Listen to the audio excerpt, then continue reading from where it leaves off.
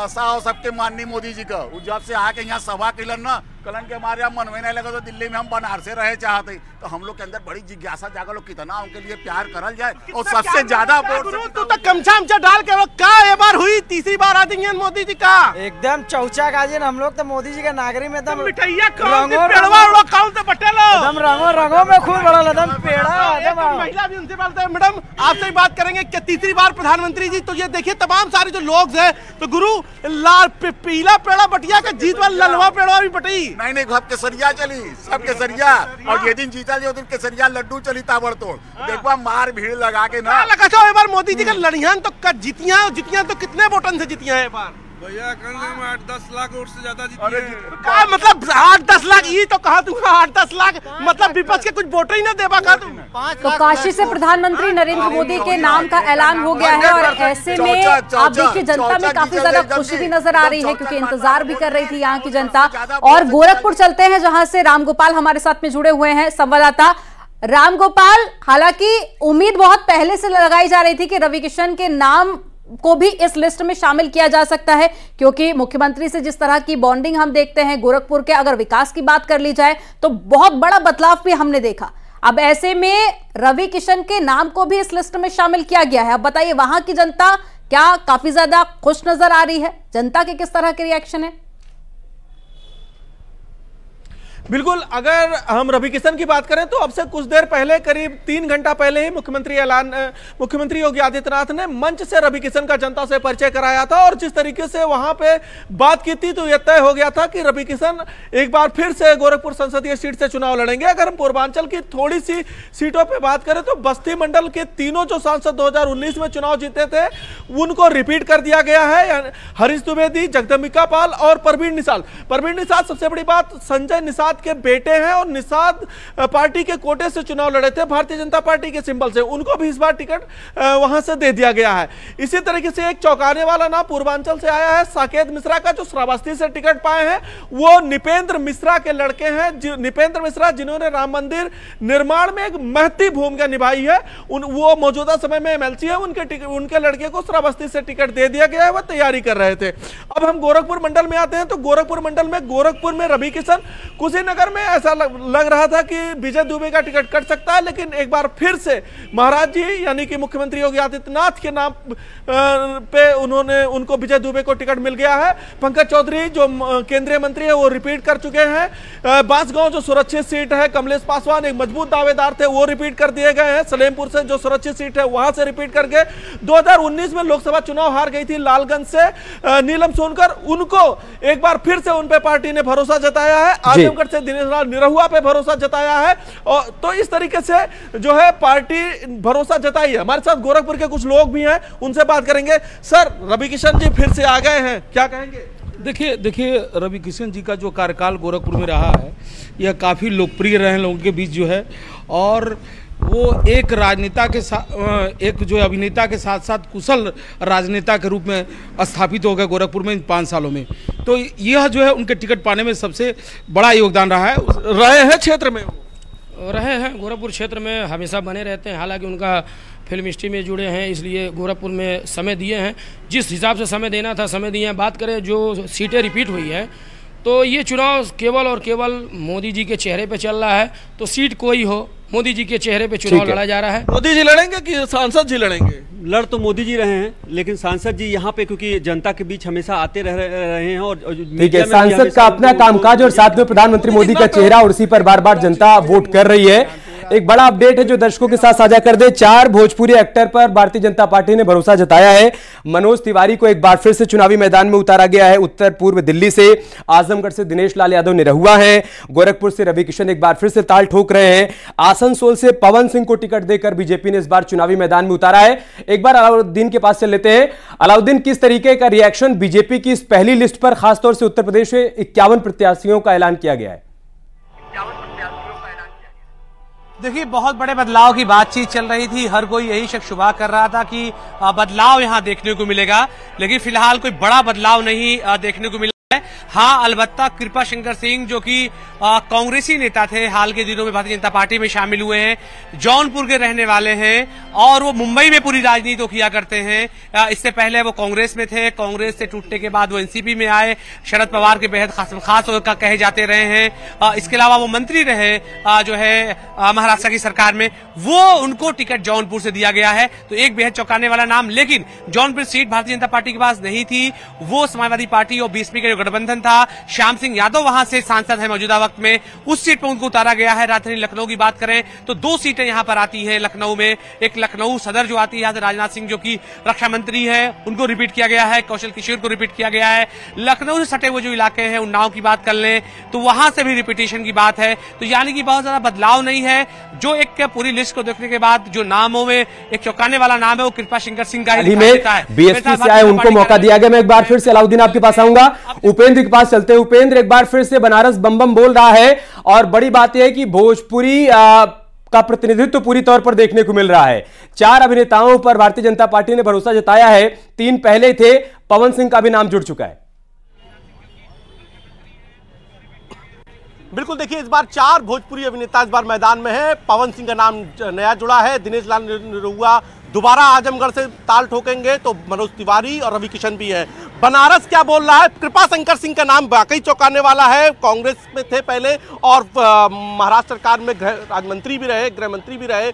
लेकिन बनारस तो पूर्वांचल तो कुछ भी कहीं हो, लेकिन बनारस में क्या हो, तो बनारस बम बम बोली है। बार देखा तो सबकर मने बदल गए लो, चाहे कांग्रेसी हो या सपा रहे बसपा, सब चाहत उन भैया जो अमृत बारिश होने वाला मोदी जी का वोटों का बारिश। भोजपुरी अभिनेताओं को भी टिकट दे दिया गया है। बहुत सब कहते सबकर मन और विकास में काम करे चाहते हो। माँ अन्नपूर्णा भैरव बाबा रहा न कोई, बम बम बोल रहा है काशी, बम बम बोल रहा है काशी, बम बम बोल रहा है काशी, बम बम बोल रहा है काशी। मोदी मोदी मोदी मोदी का क्या आपको लगता है कि इस बार चुनौती पेश कर सकता है विपक्ष? क्योंकि सपा कांग्रेस का गठबंधन है, पूरा अलाइनमेंट, कांग्रेस की पूरी कोशिश है कि जो वाराणसी की सीट है उस पर किसी तरीके से सेंधमारी की जा सके। तो क्या मुमकिन हो पाएगा कांग्रेस के खाते में सीट है वाराणसी की? उन लोग के तो लड़ने न चाहिए, फालतू का लड़ रहे हैं। जमानत बचा ले, बहुत बड़ी बात है। माननीय मोदी जी के आगे कौन टिकने वाला? पूरा जमानत जब्त हो गई थी, इस बार क्या होगा? जमानत जब्त होगी, हर घर मोदी।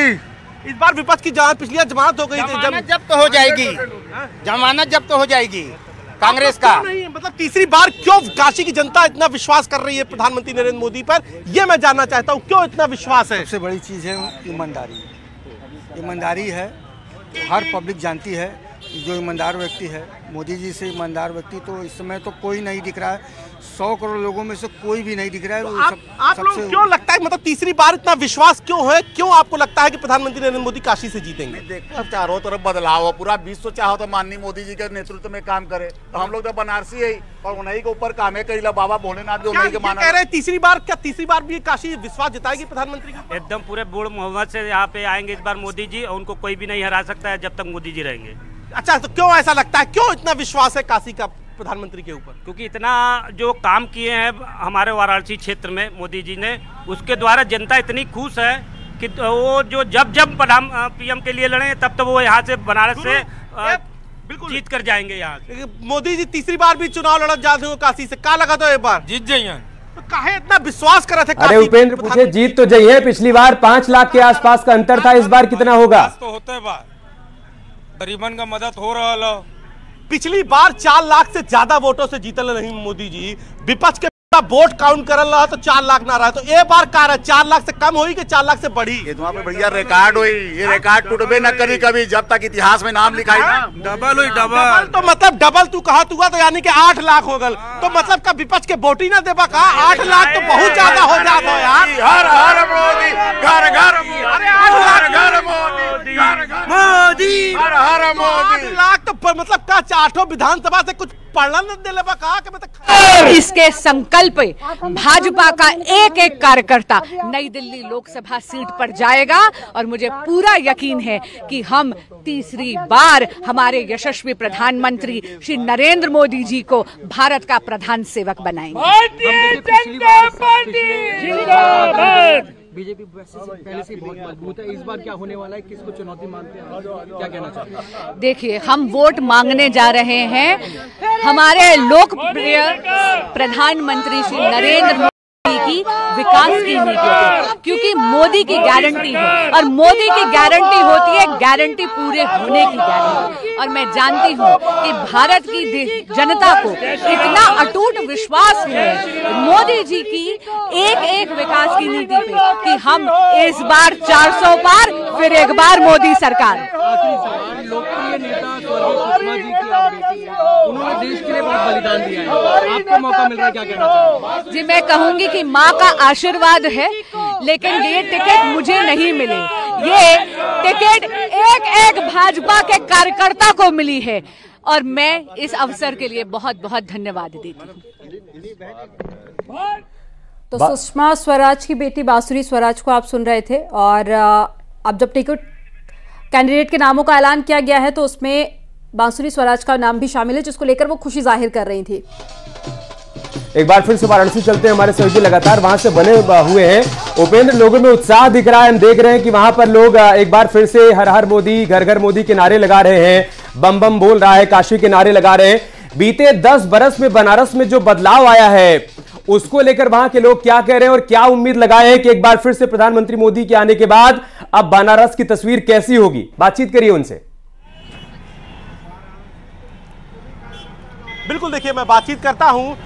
देखिए, आप सब कहत हुए कि इतना वोट से जिता दे ली, उतने वोट से एक बार रिकॉर्ड तोड़। ये बतावा 10 साल में से का भल के तौर के इतने विश्वास होगा कि तू कहा हुआ कि मतलब जितिए तो मोदी जी का 10 साल में का भल हो मोदी। आजा काशी कॉरिडोर देख ला, यहाँ के हेरिटेज हॉस्पिटल देख ला, यहाँ का कैंसर हॉस्पिटल देख ला, यहाँ का सड़क का व्यवस्था देख ला, यहाँ माता गंगा का दर्शन करे का व्यवस्था देख ला, यहाँ अगर तो आए वाला दिन हुआ हेलीकॉप्टर से पूरा बनारस का दर्शन कर ला। ये तो एग्जाम्पल हो। एक बाद पूरा इंडिया में जीवा ना, सब जगह विकास का काम दिखाई दी। वो भ्रष्टाचारियन के हटा देवल गलो ना, 9-10 साल से सबने के हटा देवल गलो, वो सबने के भगाना हो, काहे वो सब कामे नहीं करत लोग। और भी कहत हुआ कि होली भी तो अब आवत हुआ, तो का बेबा केसरिया चढ़ी का बता। अरे सब, अरे अब भांग का भी चालू हो जाए 8 तारीख के, बाबा बोले थे आपका भांग लगाओ जी हम लोग, अब मस्ती में सबके मस्त कर दो जी, अब पूरा दुनिया के एग्जाम्पल और पूरा इंडिया के एग्जाम्पल दो जी, मस्त में हो जा रहा दे दा होली का सौगात। अब माननीय मोदी जी दोबारा फिर से होली खेले, और जब गर्मी में हुई फिर से बरसात मोटन का, और देख बात गर्मी में तरबतर पसीना होके हम लोग चारों तरफ से वोट दिवाई, और माननीय मोदी जी विश्व रिकॉर्ड बनी है, उससे ज्यादा वोट से कभी कोई दुनिया में नहीं जीत पाएगा, ऐसा रिकॉर्ड बनी। गुरुजी, आप तो बहुत मतलब आपने बहुत राजनीति देखी, लग रहा है कि इतनी एक कैंडिडेट तीसरी बार मैदान में बनारस से तस्वीरें आप देख रहे हैं, और साथ ही अनूप गुप्ता हमारे साथ में जुड़ गए हैं। अनूप जी का रुख कर लेते हैं। अनूप जी, अगर पूरे 195 नामों को देखें तो हर एक वर्ग को यहां पर साधने की पूरी कोशिश की गई है। हम बात कर ले, युवाओं को भी इसमें टिकट दिया गया, महिलाओं की भागीदारी भी हम देख रहे हैं, इसके अलावा SC ST से भी जो नाम है उनको शामिल किया गया है। हालांकि कुछ नामों का ऐलान बाद में भी होगा, लेकिन जो अभी लिस्ट सामने आई है उसको देखकर लगता है कि पूरी तरह से समीकरण को साध कर ये लिस्ट जारी की गई है, और इसका कितना फायदा बीजेपी को हो सकता है? बिल्कुल, जिस तरीके से प्रधानमंत्री नरेंद्र मोदी ने इस बार बीजेपी को 370 सीटों के लिए कहा है, 370 सीट जीत के लिए कहा है, कहीं ना कहीं जो आज जो पहली लिस्ट जारी की है बीजेपी ने, उसमें साफ तौर से झलक रहा है कि जिस तरीके से एक सामंजस्य बनाने की कोशिश की गई है, न केवल वरिष्ठ नेताओं को उम्मीदवार बनाया गया है बल्कि नए और युवा चेहरों को भी इस चुनाव में उतारा गया है। 34 केंद्रीय मंत्री और राज्य मंत्री हैं जिसको चुनाव में उतारा गया है। आपको बता दूं, इससे सबसे बड़ी बात बता दूं कि 50 से ज्यादा कम, यानी कि कह सकते हैं कि युवा उम्मीदवारों की अगर संख्या बताएं तो आज जो लिस्ट जारी हुई है उसमें 47 उम्मीदवार ऐसे हैं जिसकी उम्र 50 साल से कम है। इससे अंदाजा लगा सकते हैं कि किस तरीके से बीजेपी ने एक एक चीजों पर बहुत ही माइक्रो मैनेजमेंट करके ध्यान दिया है, और उसके बाद उम्मीदवारों की जो लिस्ट है वो आज जारी की गई है। इसके अलावा इस लिस्ट में जो 195 का लिस्ट जारी किया गया है उसमें 28 महिलाएं हैं। तो कुल मिला के कह सकते हैं कि बहुत ही तरीके से, क्योंकि आज जब प्रेस वार्ता को संबोधित कर रहे थे विनोद तावड़े जो कि महासचिव हैं बीजेपी के, तो उन्होंने साफ तौर से एक एक बातों का जिक्र किया कि किस तरीके से बीजेपी ने अपने स्थानीय जो वहां के स्थानीय जो इकाई है पार्टी के उससे लेकर के डिस्ट्रिक्ट लेवल से लेकर के जिला लेवल से लेकर के विधानसभा से लेकर के सभी स्तर पर एक कंसल्टेंसी की कहीं ना कहीं वहां पर एक फीडबैक लिया गया और उसके बाद राज्य इकाई के साथ अध्यक्ष जेपी नड्डा बैठे, लगातार बैठकों का दौर मंथन चला और उसके बाद पिछले दो दिन पहले जो बीजेपी केंद्रीय चुनाव समिति की बैठक हुई उसमें अंतिम मुहर लगाई गई। देखिए, लक्ष्य साफ तौर से है कि किसी भी तरीके से बीजेपी 370 का आंकड़ा पार करे। वहीं अगर हम सिर्फ उत्तर प्रदेश की बात करें तो उत्तर प्रदेश में बीजेपी चाहती है कि अपने सहयोगी गठबंधन के साथ 80 में से 80 सीटों पर जीत दर्ज कराए। तो इसकी एक झलक कह सकते हैं कि इसकी ये कैसे पूरा होगा। आप यूपी को लेकर बात कर रहे हैं, इसी पर एक सवाल है अनूप जी, अगर उत्तर प्रदेश में हम बात करें 2019 में एसपी और बीएसपी का गठबंधन होता है तो अंबेडकर नगर सीट और जौनपुर सीट भारतीय जनता पार्टी हार जाती है। अंबेडकर नगर भी बीएसपी के खाते में जाती है और जौनपुर भी बीएसपी के खाते में जाती है। इस बार यहां पर कृपाशंकर सिंह को जौनपुर से उतारा गया है और अंबेडकर नगर से रितेश पांडे को बीएसपी से बीजेपी में लाकर चुनावी मैदान में उतार दिया गया है। मतलब लक्ष्य बहुत क्लियर है, संदेश बहुत साफ है, 80 में 80 जीतना है। बिल्कुल, देखिए अमित, यही इस बात को बीजेपी भी बखूबी समझ रही है कि पिछली लोकसभा चुनाव में जिस तरीके से समाजवादी पार्टी और बसपा का गठबंधन हुआ था उसका फायदा कहीं ना कहीं बसपा और समाजवादी पार्टी को हुआ, जिसकी वजह से बीजेपी को थोड़ा नुकसान झेलना पड़ा। लेकिन ये नुकसान बीजेपी को लगता है कि इस बार के चुनाव में नहीं झेलना पड़ेगा और जो बसपा जितनी सीटों पर जीत दर्ज कराई थी, 10 सीटों पर बसपा को जीत मिली थी, उन सीटों पर बीजेपी पूरी तरह से लक्ष्य बनाकर बैठी हुई है कि उन सीटों पर फिर से जीत दर्ज कराया जाए। दूसरी तरफ देखिए, उस दिन की बैठक में जो केंद्रीय चुनाव समिति की पहली बैठक हुई थी उससे पहले जो मंथन हुआ था उसमें रायबरेली और अमेठी जैसी सीटों पर, रायबरेली और मैनपुरी जैसी सीटों पर भी चर्चा की गई कि इस सीट को भी बीजेपी को जीतना है, क्योंकि देखिए रायबरेली कांग्रेस का गढ़ माना जाता है, वहीं मैनपुरी समाजवादी पार्टी का गढ़ माना जाता है। यानी कि लक्ष्य आप देख सकते हैं कि किस तरीके से बीजेपी ने बनाया है। वो सिर्फ पिछले बार जो सीटें बसपा और समाजवादी पार्टी ने जीता था सिर्फ उसी को जीतना नहीं चाहती है, बल्कि उन सीट को भी जीतना चाहती है जो बीजेपी के लिए सबसे कठिन सीट है, यानी कि रायबरेली, जिसमें सोनिया गांधी लोकसभा सांसद रही हैं, कांग्रेस का गढ़ माना जाता है, गांधी नेहरू परिवार के लगातार उम्मीदवार वहां से जीतते रहे, तो वहां पर किस तरीके से जीतो उस पर मंथन किया गया। इसके अलावा मैनपुरी सीट समाजवादी पार्टी के गढ़ के तौर पर देखा जाता है तो उस पर भी, और बीजेपी को लगता है कि अगर अमेठी में कांग्रेस को हराया जा सकता है, अमेठी में राहुल गांधी को हराया जा सकता है, तो रायबरेली में भी कांग्रेस के कैंडिडेट चाहे जो भी उतरे, और मैनपुरी में भी कमल खिलाया जा सकता है। लखनऊ को लेकर मेरा एक सवाल है, मैं अलाउद्दीन के पास जाऊंगा, लेकिन उससे पहले अनूप जी आपका रिएक्शन इस पर। राजनाथ सिंह का नाम अभी तक सामने नहीं आया, मतलब सूत्र बता रहे थे कि उनका नाम भी पहली लिस्ट में आ सकता है, लेकिन वो नाम नहीं आया। अलबत्ता मोहनलालगंज सीट पर एक बार फिर से कौशल किशोर को चुनावी मैदान में उतारा गया है। नहीं अमित, मैं आपको थोड़ा सा करेक्ट करूं कि राजनाथ सिंह का नाम लखनऊ सीट से डिक्लेयर किया जा चुका है। जो पहली लिस्ट जारी की गई है उसमें वाराणसी से ओके, अपनी बात पूरी करिए आप। देखिए, पहली जो लिस्ट जारी की गई है, अमित आपको बता दूं कि पहली जो लिस्ट जारी की गई है उसमें पहला नाम प्रधानमंत्री नरेंद्र मोदी का वाराणसी सीट, क्योंकि देखिए ये तीसरी बार प्रधानमंत्री नरेंद्र मोदी वाराणसी सीट से लड़ेंगे और लगातार वो कह चुके हैं कि उनके दिल में वाराणसी बसता है, क्योंकि जिस तरीके से वो गुजरात छोड़कर, गुजरात से भी पहले चुनाव में लड़े थे, लेकिन गुजरात छोड़कर जिस तरीके से उन्होंने अपना जो सांसद के तौर पर जो उन्होंने एक नई पारी की शुरुआत की थी वो वाराणसी से की थी, तो वाराणसी वाराणसी में फिर से प्रधानमंत्री नरेंद्र मोदी लोकसभा चुनाव लड़ेंगे। इसके अलावा राजनाथ सिंह लखनऊ से चुनाव लड़ेंगे। कुछ उम्मीदवार जैसे गौतम बुद्ध नगर से डॉक्टर महेश शर्मा पर फिर से बीजेपी ने भरोसा जताया है। मुजफ्फरनगर से संजीव बालियान पर भरोसा जताया है। दूसरी तरफ देखिए, मथुरा सीट को लेकर बहुत तरह की बातें कही जा रही थी, लेकिन हेमा मालिनी को फिर से पार्टी ने मौका दिया है और अब बहुत तमाम फीडबैक आए थे उनको लेकर के। मैं करेक्शन करना चाहूंगा, लखनऊ से राजनाथ सिंह का नाम भी अनाउंस किया गया है। इसके अलावा मोहन लालगंज से एक बार फिर से कौशल किशोर को चुनावी मैदान में उतारा गया है। मेरठ से उमेश भी हमारे साथ जुड़ चुके हैं। उमेश, वहां से कैसा रिएक्शन है? पश्चिमी उत्तर प्रदेश की कई सीटों पर प्रत्याशियों के नाम का ऐलान किया गया। एक बार फिर से मुजफ्फरनगर से संजीव बालियान का नाम घोषित किया गया। हालांकि आरएलडी से गठबंधन को लेकर अभी कुछ सीटों पर प्रत्याशी नहीं उतारे गए हैं। क्या रिएक्शन है इस पहली लिस्ट पर?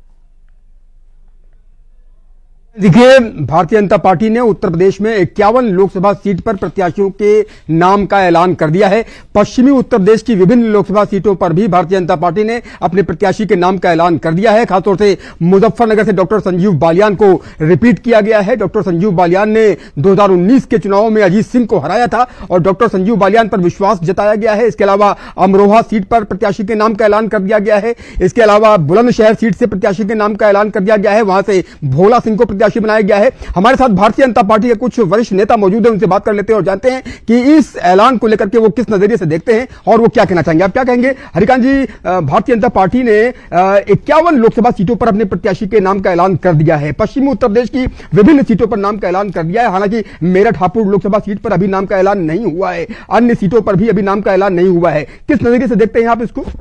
देखिए, भारतीय जनता पार्टी की जो आज ये सूची आई है, भारतीय जनता पार्टी में हमेशा उन कार्यकर्ताओं को टिकट मिलता है जो जमीन से जुड़े हुए होते हैं, पब्लिक के बीच में रहते हैं, पब्लिक की समस्याओं को हल करते हैं। और ये चुनाव सीधा पार्लियामेंट का जो चुनाव है, ये परम श्रद्धेय प्रधानमंत्री मोदी जी के लिए चुनाव है। ये उनके नाम पर लड़ा जा रहा है। और जहां तक परम श्रद्धेय प्रधानमंत्री जी का जब भी जिक्र आता है तो पूरे देश की जनता ने ये देखा है कि 2014 के बाद से देखने वाला डेवलपमेंट पूरे भारतवर्ष में हुआ है। हर क्षेत्र में डेवलपमेंट हुआ है और कुछ कार्य तो ऐसे हुए हैं जो बिल्कुल राष्ट्र हित में, देश हित में काम हुए हैं। जैसे आपने देखा था जम्मू कश्मीर की स्थिति क्या थी पहले, आज वहां पर बिल्कुल स्वर्ग बन गया है और वहां पर मेडिकल कॉलेज खुल रहे हैं। आतंकवादी दूर दूर तक दिखाई नहीं देते जो कभी हमारी सेनाओं पे पत्थर फेंके जाते थे। भारतवर्ष की सेना जो है पूरी विश्व में एक वीर सेना के नाम से जानी जाती है। सेना के नाम से जानी जाती है। हमारे साथ सुरेश जैन ऋतुराज जी भी मौजूद हैं। आप क्या कहेंगे? पश्चिमी उत्तर प्रदेश की सियासत को आप बहुत बारीकी से जिस तरह से नामों का ऐलान किया गया है, चाहे वो मुजफ्फरनगर की बात कर लें, बुलंदशहर की बात कर लें या अमरोहा की बात कर लें, संभल की बात कर लें, ये जितनी भी सीटें के नाम की घोषणा आज हुई है, आपको क्या लगता है कि प्रत्याशी खरे उतरने वाले? देखिए, प्रत्याशी तो जितने भी घोषित किए गए हैं बहुत ही बढ़िया उम्दा प्रत्याशी घोषित किए गए हैं। लेकिन एक बात हम सबको ध्यान रखनी चाहिए कि मोदी जी, आज जो भी मतदाता है पूरे देश का, वो मोदी को वोट देना चाहता है। वो सभी प्रत्याशियों के अंदर मोदी जी का प्रतिबिंब देखता है, क्योंकि मोदी जी आज एक गारंटी बन गए।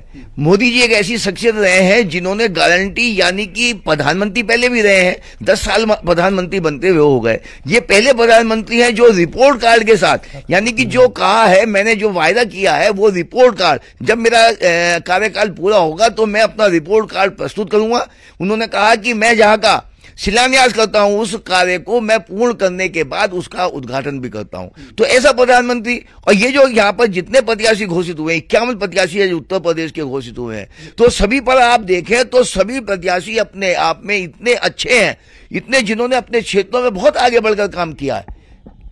आप ये कह रहे हैं कि जो है सभी ने काम किया है, तो आपको क्या लगता है कि मोदी की गारंटी जो नारा है ये अब जन जन का नारा बनता जा रहा है? और मोदी की गारंटी यानी गारंटी पूरा होने की गारंटी, और जिस तरह से प्रत्याशियों के नाम की घोषणा की गई है, कई लोगों को रिपीट किया गया है, डॉक्टर संजीव बालियान को रिपीट किया गया है, अन्य लोगों को भी रिपीट किया गया है, तो आपको क्या लगता है कि जिन पर सबसे ज्यादा विश्वास पार्टी को है उनको प्रत्याशी बनाया गया? देखिए, पार्टी तो देखिए हमारे संजीव बालियान जी हैं, उधर महेश शर्मा जी हैं, जो भी नाम हमारे आए हैं, ये सब वो लोग हैं जिन्होंने पार्टी के लिए अपना कितना समर्पित होकर काम किया है, ये इन्होंने अपने क्षेत्रों में बहुत आगे बढ़ के काम किया है। लेकिन सभी हमारे प्रत्याशी, जितने भी मैंने देखा 51 हमारे प्रत्याशी यहाँ घोषित हुए हैं, सभी एक से एक बढ़कर प्रत्याशियों का चयन किया गया है। इसके लिए मैं अपने हाईकमान को और अपने नेतृत्व को बहुत बहुत बधाई और बहुत बहुत शुभकामनाएं देता हूं। देखिए, ये निश्चित है आज जो हमारे जितने भी मतदाता हैं वो मोदी जी को प्रधानमंत्री ठीक है, उमेश लौटेंगे आपके पास पे। अनूप गुप्ता जी कुछ कहना चाह रहे हैं, उनको सुन लेते हैं। बार चुनाव लड़ेंगे, इस बार आप देखना 4 लाख वोटों से। मेरी आवाज आप तक पहुंच पा रही है अनूप जी? बिल्कुल आवाज पहुंच पा रही है, सवाल करें। तो अनूप जी, अगर हम बात कर ले उत्तर प्रदेश की, तो ज्यादातर नाम वही हैं जो कि 2019 में जिनको टिकट मिला, जो जीत कर पहुंचे भी, और उसके बाद में अब उन्हीं नामों पर मोहर लगी। यानी कि इससे पहले हमने देखा कि लगातार बैठकें भी हुई, मंथन भी हुआ, रिपोर्ट कार्ड भी तैयार किया गया। यानी कि अब ये माना जाए कि रिपोर्ट कार्ड में सबके सब पास हो गए। देखिए, ये कहना अभी वाजिब नहीं है कि सबके पास हो गए रिपोर्ट कार्ड। देखिए, जो फीडबैक, जो जमीनी स्तर पे जो फीडबैक आए हैं उसके मुताबिक ही टिकट दिए गए हैं। इस पे कोई दो राय नहीं होना चाहिए, क्योंकि पार्टी ने कई स्तरों पर सर्वे भी कराई थी। इसके अलावा वहां स्थानीय स्तर पर फीडबैक लिया गया था। इसके अलावा जो स्थानीय स्तर पर जो नेता हैं, कार्यकर्ता हैं, उनसे फीडबैक लिया गया था। तो उन सभी राय मशवरे के बाद ही पार्टी ने फैसला लिया है। जाहिर सी बात है कि जिनका फीडबैक बहुत अच्छा है, जिन्होंने जमीन पे काम किए हैं, जिन्होंने कह सकते हैं कि डबल इंजन की सरकार जो उत्तर प्रदेश में चल रही है उसकी योजनाओं को जमीन में उतारने की कोशिश की है, उन सभी को टिकट बीजेपी ने दिया है। सबसे बड़ी बात बताओ कि यहां पर बीजेपी ने ये ध्यान रखा है कि किस तरीके से जो प्रधानमंत्री नरेंद्र मोदी ने पार्टी को लक्ष्य दिया है कि 370 सीटें किसी भी तरीके से हासिल करनी है, और जहां तक उत्तर प्रदेश का सवाल है वहां 80 में से 80 सीटें हासिल करनी है। तो ऐसे में विनिंग कैंडिडेट कौन होगा उसका बहुत ध्यान रखा गया है। तो ऐसे में अगर कोई विनिंग कैंडिडेट है उसको किसी भी तरीके से पार्टी ने नजरअंदाज नहीं किया है, और उनको पार्टी ने टिकट देकर के फिर से उन पर विश्वास जताया है। क्योंकि देखिए, अगर हम बात करें जितने लोगों को रिपीट किया गया है पार्टी के तरफ से, वो विनिंग कैंडिडेट है। और उन्होंने बहुत ही ऑड कंडीशन में, क्योंकि एक वक्त था जब उत्तर प्रदेश में बीजेपी का संगठन बहुत मजबूत नहीं था, तो उन नेताओं ने बीजेपी के संगठन को न केवल मजबूत किया, बल्कि जिस तरीके से पिछले 2 लोकसभा चुनाव में बीजेपी को एक छोटे स्तर से लेकर के बड़े स्तर तक पहुंचाया, तो जाहिर सी बात है कि उसका इनाम जो है उन उम्मीदवारों को दिया गया है। क्योंकि संगठन के स्तर पे अगर हम देखें तो 2014 से पहले का अगर आप परिणाम देखेंगे तो बहुत बेहतर नहीं कहा जा सकता है। लेकिन उसके बाद से बीजेपी की स्थिति उत्तर प्रदेश में बदली, संगठन बदला, और उसका श्रेय जो है जो उम्मीदवार थे उनको भी कहीं ना कहीं जाता है। हालांकि प्रधानमंत्री नरेंद्र मोदी का वाराणसी से चुनाव लड़ना एक मास्टर स्ट्रोक था, जिसकी वजह से उत्तर प्रदेश में बीजेपी का संगठन बहुत मजबूत हुआ। और दूसरी तरफ आपको बता दूं कि जिस तरीके से 2014 में अमित शाह को पार्टी ने वहां प्रभारी बनाया था, जिसकी वजह से भी बीजेपी का जो संगठन है वो बहुत ही मजबूत आकार वहां पर लिया, जिसका परिणाम आज हम देख सकते हैं कि बीजेपी 80 में से 80 सीटों पर जीतने का लक्ष्य बना रही है। तो जाहिर सी बात है कि परफॉर्मेंस और फीडबैक के आधार पर ही ये टिकट का वितरण हुआ है। और जो पुराने चेहरे, जो वहां के कद्दावर नेता हैं, जिनका संगठन में पकड़ है, उनको फिर से उन पर भरोसा जताकर उन्हें फिर से उम्मीदवार बनाया है। लेकिन अनूप जी, अगर बात यूपी की जाए तो जातिगत समीकरण को साधने की भी राजनीतिक पार्टियां बहुत ज्यादा कोशिश करती हैं, क्योंकि अगर कुछ साल पहले की हम बात करें तो यूपी का जो इलेक्शन होता था वो जातिगत समीकरण के आधार पर ही सबसे ज्यादा रहा। हालांकि बीजेपी की तरफ से कोशिश हुई कि उसको फिर विकास के ट्रैक पर लाने की कोशिश की गई, और वो भी काफी ज्यादा सफल रहा। अब इस लिस्ट में आप जातिगत समीकरण को कितना सटीक देख रहे हैं?